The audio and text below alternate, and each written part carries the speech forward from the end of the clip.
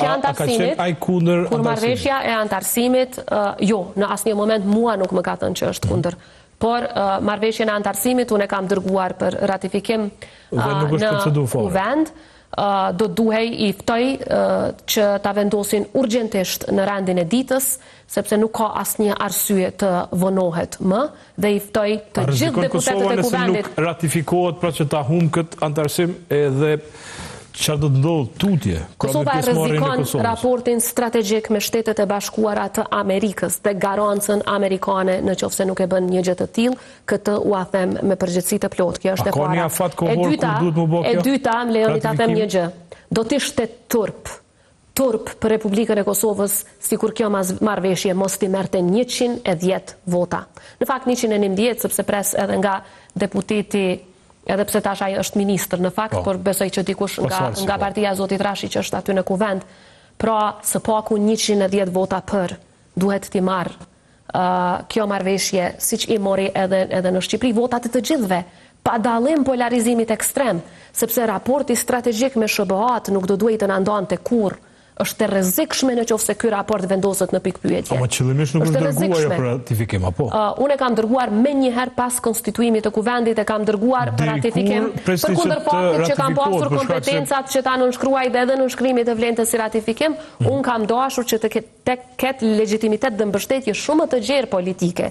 Dhe kjo bëhet duke e dërguar në kuvendin e Kosovës, sepse ky në ne nuk është antarësim i përhershëm, është për vitet e para, dhe dyta asnjë cent nuk kemi dhënë ne për kushtim që do ta japim aty. Pra nuk është që ka ndonjë implikim financiar në këtë fazë, pavarësisht gënjeshtrave që i keni dëgjuar aty këtu duke u thënë. Pra ky antarësim nuk krijon implikime financiare dhe ky antarësim nuk e vendos sovranitetin e Kosovës në pikpyetje, pra nuk delegohet sovranitet sikurse në organizata të tjera ndërkombëtare.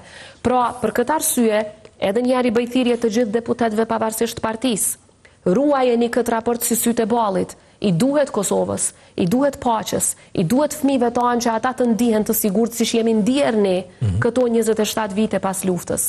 Është e domosdoshme që këtë mbështetje ta japim si unanime dhe ta ridëshmojmë edhe një herë orientimin ton pro-perëndimor e pro-amerikan, sepse ne do të vazhdojmë të përballemi me sfida.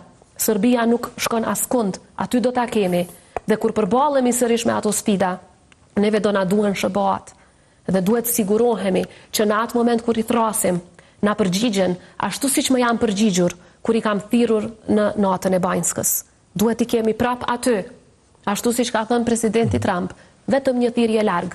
Duhet sigurohemi, tani është në duart e deputetëve që këtë sigurisë ta mbajnë të fortë dhe unë shpresoj shumë që asnjëri prej tyre mos ta vënë në dyshim. Okej, ndoshta do ta ratifikoj, nuk e di, meqense janë edhe një 20 ditë në dispozicion, meqense gjykata e ka bërë dekretin tuaj null për shpërndarjen e Jo, nuk ka thënë askund që dekreti është null. Ajo është nuk prodhon efekt në asnjë lloj efekti. Po, por është tjetër që nuk e ka quajtur null. Vendosje e konsideron si shkelje të rëndë të kushtetutës nga ana juaj.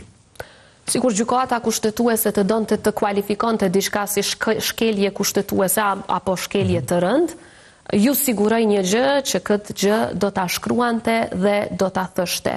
Gjërat që më akuzojnë mua për shkelje, njerëzit që më akuzojnë për shkelje kushtetuese bëjnë keq lexim të qëllimshëm dhe totalisht politik dhe do të ja fushat zgjedhore. Është fushat zgjedhore, nuk është asgjë tjetër, sepse kushdo që e lexon atë akt gjykim të gjykatës kushtetuese e sheh qartë.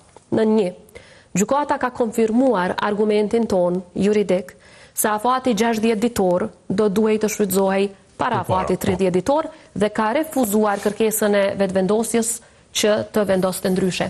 E dyta, gjykata ka refuzuar kërkesën e vetëvendosjes që t'i detyroj deputetët që të veprojnë kundër mandatit të tyre të lirë, siç e parashë kushtetuta dhe detyrohen ata të marrin pjesë në votim. E treta, gjykata kushtetuese po ashtu ka refuzuar kërkesën e qartë të lëvizjes vetëvendosje dhe të kryeministrit në këtë rast që ta shpall dekretin si shkelje të rëndë të kushtetutës dhe nuk e ka bërë këtë gjë të tillë. Arsyeja e vetme pse dekreti thot nuk krijon fuqi juridike, në fakt janë dy. E para, për shkak se këtë gjë e kemi thënë edhe ne në komentet që kemi dërguar në gjykatën kushtetuese, madje edhe në konferencën për media, unë e kam sqaruar nuk është dekreti ai që e çon vendin në zgjedhje. Është dështimi i deputetëve për ta zgjedhur presidentin. Ne kemi thënë edhe në komentet tona të njëjtën gjë që e konkludoi gjykata kushtetuese. Pra, ne me dekret nuk krijojmë asnjë realitet të ri juridik. Është formalizim i një realitet juridik të cilin e krijon vetë kuvendi. Dhe i cili tani, në momentin që skadojnë ato ditët e mbetura, prap do t'jetë realitet juridik që e krijon kuvendi. Këtë gjë e kemi thënë ne dhe në tërësi është pajtuar edhe gjykata kushtetuese.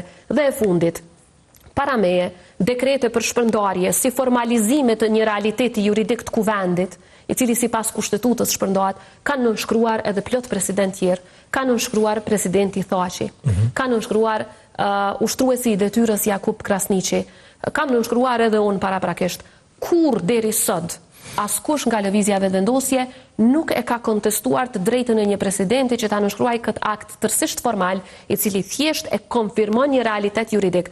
Prandaj edhe në konferencë për media unë e kam thënë, deputetët e shpërndan kuvendin, nuk kam thënë unë po e bëj këtë punë dhe edhe në komentet e kemi sqaruar, sepse kjo nuk është një gjë që e krijon dekreti si efekt juridik. Këtë gjë e ka thënë edhe gjykata kushtetuese, pra të kundërtën e asaj që është thënë kinse shkelje e rënde të tjera të tjera. Për shkak se akuzat kryesore kanë qenë, pra ju ka qenë pak jo logjike akuza kur thot u shpërnda parlamenti qysh në orët e para të mëngjesit. Po s'kanë qenë ato orët e para, dëgjë, përpara më akuzojshin pse na ke shtru pas orës 4 pas dite, pas orarit, tash pse para dite. Po miratohet qeveri që më thonë gjys natës, në mëngjes nuk e kisha ndi këto që me dhe e dyta që ka Vjosa Osmani është pjesë një skeme pra prej opozitës, prej Edi Ramës, prej tjerëve, disi me... Prej Vučićit e prej Rusisë... Këto zyrtarët që kanë thonë Vučićit, pra e kanë thonë ta komentust, po